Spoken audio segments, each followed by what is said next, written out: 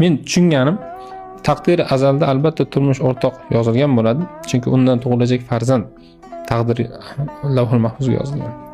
O'shaning uchun ko'pchilik xotinidan, eridan yoki atrofdagilardan, ota-onasidan ayniqsa nolayotganlar men o'ylayman to'g'ridan-to'g'ri Xudoga isyon qilyapti. Chunki sen noto'g'ri tanlab bergansan menga. Bandani holini o'zi tushunmasligi mumkin, lekin Alloh taolo yaratuvchidan kim zo'rroq tushiradi? Matching masalasida unga teng keladigan yo'q-ku. Eng sizga munosib mosini bergan, ayni shu bilan siz imtihoningiz ham shu bilan. Biz narsani o'zgartirib, bizga berilgan narsani o'zgartirib, keyin komfort xohlaymizki, haligi biror bir narsaga erishamiz, baxtli bo'lamiz. Yo'q. O'zgargan taqdirda baxtli bo'lmaysan, chunki seni ichingda.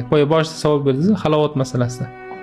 Halovat kimda bo'lmas ekan, u badbaxt bo'lib qolaveradi. Faqat hashamat ichida badbaxt bo'ladi. Ya'ni kimdir o'ylaydi, kvartiradan uchastkaga chiqsam baxtli bo'laman. Sen kvartiradagi badbaxt eding, endi uchastkadagi badbaxt bo'lasan. Chunki ichida shu holat mavjud. Qalbing xohlab turgan, ruhing xohlab turgan ozuqani bermaguninggacha tashqari ziynatni o'zgartirgandan foyda yo'q deyman.